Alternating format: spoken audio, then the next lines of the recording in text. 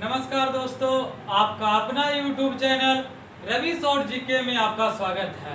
तो आज है 11 जून और 11 जून से जितने सारे महत्वपूर्ण करंट अफेयर बना है जो हम आपके बीच लाए हैं, और हम आपके बीच वही प्रश्न लाते हैं जो परीक्षा में पूछने की संभावना रहता है। देखिए, आज हम लगता है कि 25 से 30 करंट अफेयर पढ़े हैं, जिसमें हमें 5 से 8 ही प्रश्न लगा कि आज का महत्वपूर्ण है। तो हम वही प्रश्न लाते हैं जो परीक्षा में पूछने की संभावना रहता है। क्या आपको लगता है कि हम जो 5-6 प्रश्न आपके बीच लाते हैं ये 10 मिनट का खेल होता है?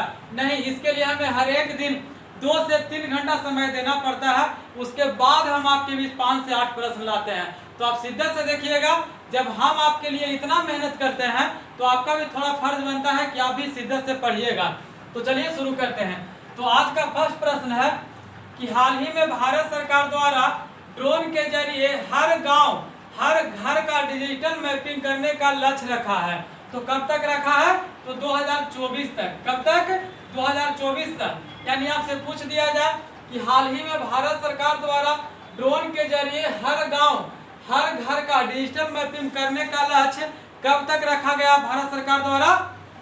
तो 2024 तक रखा गया। कब? 2024 तक। अब देखिए, कुछ लक्ष्य है जो हम आपके बीच लाए हैं, आपको बोल दे रहे हैं, आप सिर्फ सुनते जाइएगा। देखिए, हर घर जल योजना का लक्ष्य 2024, डीजल ऊर्जा को अक्षय ऊर्जा से जोड़ने का लक्ष्य 2024, 100% विद्युतीकरण रेलवे द्वारा करने का लक्ष्य 2024, डिजिटल रेडियो लॉन्च करने का लक्ष्य 2024। यानी कि 2024 से आपको इतना बात याद रखना है कि भारत सरकार द्वारा हाल ही में कब घोषणा किया गया है कि हर गांव और हर घर को डिजिटल मैपिंग मतलब कि करेगा। तो कब करेगा? तो 2024 तक हर घर जल योजना का लक्ष्य भारत सरकार द्वारा कब रखा गया है? तो 2024 तक। डीजल ऊर्जा को अक्षय ऊर्जा से जोड़ने का लक्ष्य कब तक रखा गया है? तो 2024 तक रखा गया है। डिजिटल रेडियो लॉन्च करने का लक्ष्य कब तक रखा गया है? तो 2024 तक रखा गया। अब देखिए आगे है, टीबी हारेगा देश जीतेगा का लक्ष्य कब तक है? तो 2025 तक है। यानी टीबी हारेगा देश जीतेगा कब तक? 2025 तक। मलेरिया मुक्त भारत कब तक बनेगा? 2027 तक। ऊर्जा स्वतंत्र भारत का लक्ष्य कब तक रखा गया है? 2047 तक। शुद्ध कार्बन उत्सर्जन का लक्ष्य कब तक रखा गया है? तो 2070 तक। कब तक? 2070 तक। यानी इतना आपको सूचकांक याद होना चाहिए कि हर घर जल योजना का लक्ष्य 2024, डीजल ऊर्जा को अक्षय ऊर्जा से जोड़ने का लक्ष्य 2024, रेलवे द्वारा 100% विद्युतीकरण करने का लक्ष्य 2024। आपसे पूछ दिया जाए टीबी हारेगा देश जीतेगा का लक्ष्य कब तक रखा गया है? तो 2024। आपसे पूछ दिया जाए कि मलेरिया मुक्त भारत कब तक बनेगा? तो 2030। आपसे पूछ दिया जाए कि शुद्ध कार्बन उत्सर्जन लक्ष्य कब तक भारत सरकार द्वारा रखा गया है? तो 2070। यानी कि इतना आपको लक्ष्य याद रखना है। अब देखिए आगे का प्रश्न है कि अंतर्राष्ट्रीय एल्युमिनियम संस्थान के नए अध्यक्ष कौन बने हैं? तो सतीश पाई बने हैं। कौन बने हैं? सतीश पाई। यानी आपसे पूछ दिया जाए कि एल्युमिनियम संस्थान के नए अध्यक्ष कौन बने हैं? तो सतीश पाई बने हैं।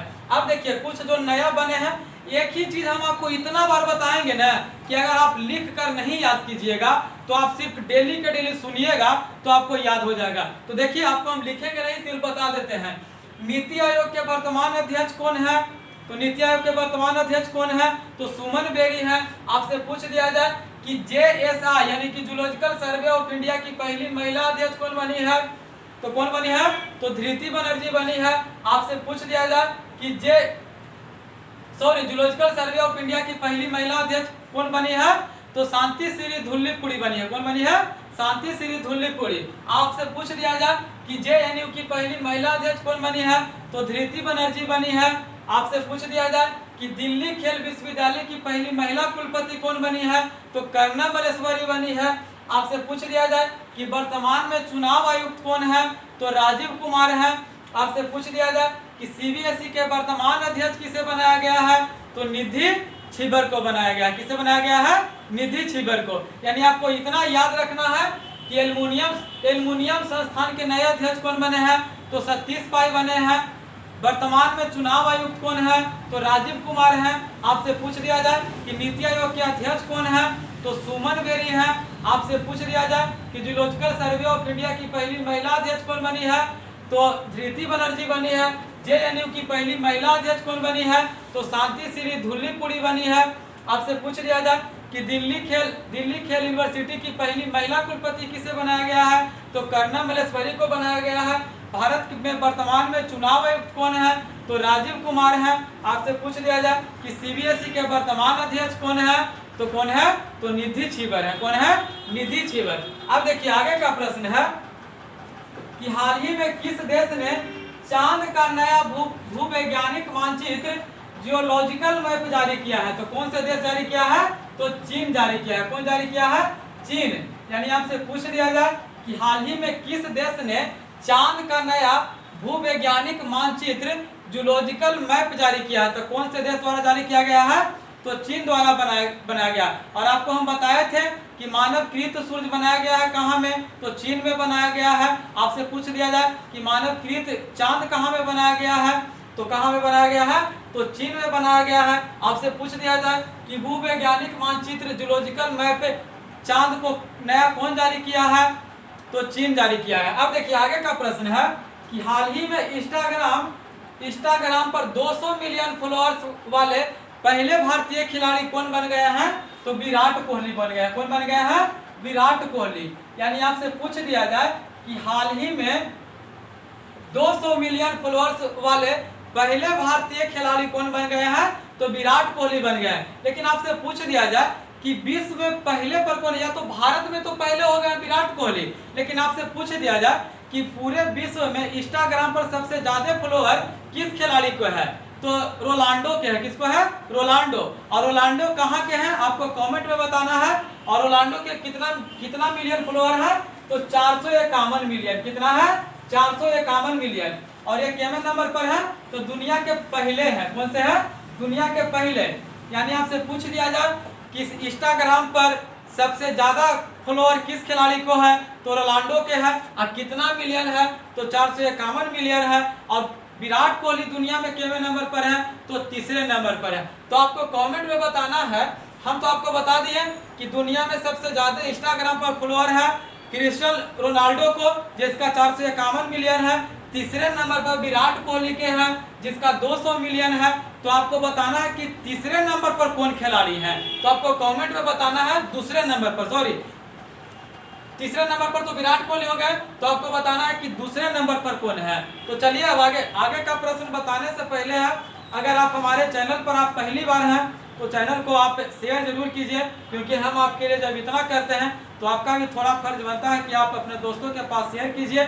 और अगर हमारे चैनल पर आप पहली बार हैं तो चैनल को सब्सक्राइब करना ना भूलें। और हम आपको बार बार बोल रहे हैं कि आपको लगता होगा कि हम 10 मिनट का वीडियो बना देते हैं 10 मिनट में, लेकिन इसके पीछे हमें 2 से 2.5-3 घंटा का समय लगता है। पढ़ने में करीब 35 से 40 प्रश्न पढ़ते हैं। उसके बाद जो लगता है कि नहीं परीक्षा में पूछेगा वही हम आपके बीच लाते हैं।